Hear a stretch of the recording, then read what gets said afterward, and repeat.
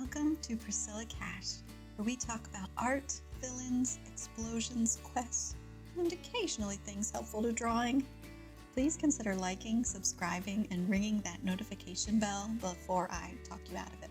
The algorithm gods thank you, sincerely, from the bottom of their hearts, for all time, with undying gratitude, forever and always. Laying it on a little thick, I know, but don't you feel sufficiently thanked now? Alright, so today I'm drawing a real mix of things. Disclaimer, these are time-lapse videos. I in no way drew all of this in one day, but enjoy them anyway, or, something. So I am reaching a crisis. I promised an explosion, and here you go! My January plan has fizzled out. It started out like one of those sparkling sparkler things that everyone lights for the 4th of July, and now it's died out and is just coughing and sputtering. Honestly, it's on life support. Hospice has been called, the family has gathered, and everyone's holding their breath and listening for the last uttered words. So, yeah, this is how my brain works. Apologies. January is dead. Long live February. Maybe consider booking a therapist to meet with after you watch the rest of today's video. I really don't know where we're going to end up, and it could get weird. See, I told you I was going to talk you out of joining me here on YouTube, but thanks to my sneaky plan, you've already liked and subscribed, so there's no going back now. So, February. Am I the only one that sees a lot of pink and hearts every time someone mentions February? Yes, I know we were just listening to the last will and testament of January, and now we're talking about love and passion. It's a jump. Try to keep up. So what is my plan for February? Up until planning this YouTube video, I had none. I've got a rather sheepish expression on my face right now, just in case you were wondering. Yeah, literally no plan. But I'm in time to remedy that, so I'm gonna do it. I'm planning February. Of course, planning means I have to look back at what worked and what didn't work in January. I guess we're going to get out that last will and testament for real. If you're reading this, then I am well and truly gone. I came, I saw, I conquered. Those are the words of Julius Caesar, and I am not Julius Caesar. Glad January cleared that up. But even though my greatness is not legendary, I have a few things to pass on. To February, I bequeath my determination and perseverance. Draw every day, post every day, do what you love. Also to February, I issue this warning. The daily grind can take prisoners. Take time to stop and smell the roses. Get some tea, have a chocolate, pet a puppy, stare at a sunset. Your passion and drive will grow and flourish if you care for it. To the rest of 2024, I leave you a challenge. Spend your remaining 334 days wisely. You only get one chance at this. Life is always terminal. 2025 is coming. Sincerely, January 2024. Well, thank you, January. Rest in peace. So February this year has 29 days in it. Hooray for leap year! 4 weeks. I want to continue growing my anatomy drawing skills this month. I'm further than I thought possible already, but still not nearly where I want to be. So, nose to the grindstone. Ouch. My nose in a grindstone? Think about it. There would be blood. A lot of blood. Why do we use phrases like that? I also want to spend time creating a body of cute and whimsical spring illustrations. I thought about releasing a monthly calendar illustration. Please drop a comment below if you're interested in a printable monthly calendar, no cost. I'll make it happen. I also want to push through my coursework in 21 Draw. I'd really hoped that in January I would be further along in my Nami Kanani course on figure drawing. In February, I want to tackle it with Resolute Gusto.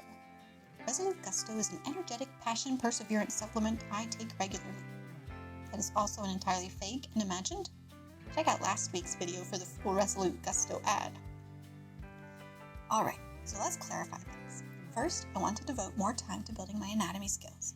I will be focusing on the head in February, learning the different facial features, eyes, ears, nose, lips, and hair, and also studying the underlying bones and muscles.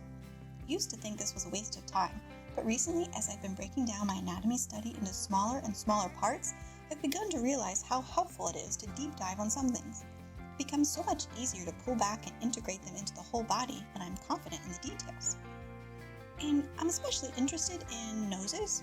I've realized lately that I have no idea what a nose is doing on the face, and mine always seem to come up looking like smudged Play-Doh smashed onto the front of my drawings. Like it's bad. I never thought noses would be my downfall. Eyes maybe, hands definitely, but noses? Say it isn't so. And now that I called it to attention, I know secretly each one of you is going to inspect my drawn noses with intensity. Challenge accepted. Eek! Alright, so anatomy studies are planned out. I'll continue working through Naomi Kanani's course and hit up YouTube for additional study help. I've added a few more channels that are especially helpful down below in the whatchamacallit box, so be sure to check them out. No affiliation. Secondly, I want to create a body of work of cute, whimsical spring illustrations. Instagram is full of wonderful inspiration.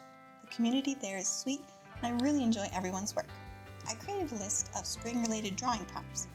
My goal for my illustrations this month is to focus on clarity and simplicity. I constantly fall into overcomplicating things, and I'm really working on simplifying and letting the characters do the talking rather than trying to fix boring compositions with details. Here's my prompt list for February. They're not mandatory, nor do they need to be done in any kind of order.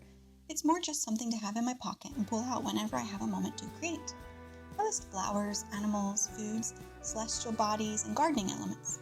I've also included an adjective with each to help guide my character creations and bring some diversity to my work.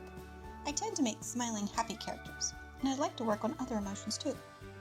I'm sharing this list here and on my social media platforms, so definitely make use of it yourself if you find it helpful. Go ahead and screenshot it or comment below and I'll get you a nice printable version. Promise.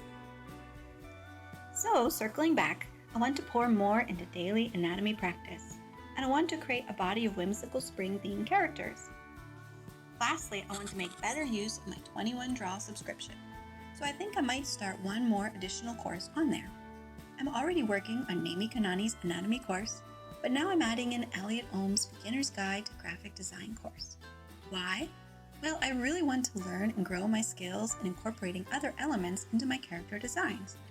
For example, let's say I draw something that begs me to put it onto a poster, or add type to it to create a graphic t-shirt or book cover.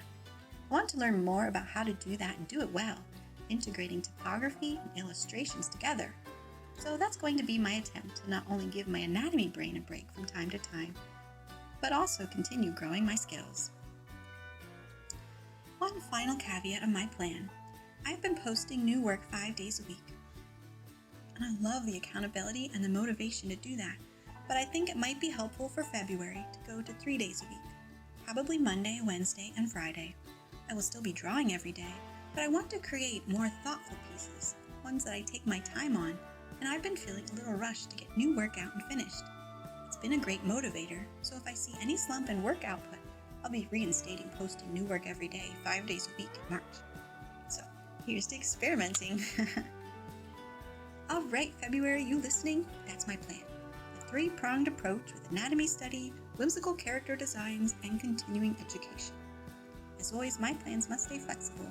The plan was made for me, a living, breathing, creative being who needs to allow room for life in the ebb and flow of chronic illness. If the plan ever becomes a taskmaster or an overbearing burden, then it's time for that plan to retire. Step down. Don't call us, we'll call you. That's me. And before I go, I just wanted to say thank you so much for coming along today with my rambling attempt at planning. I'm looking forward to attacking this new plan this month.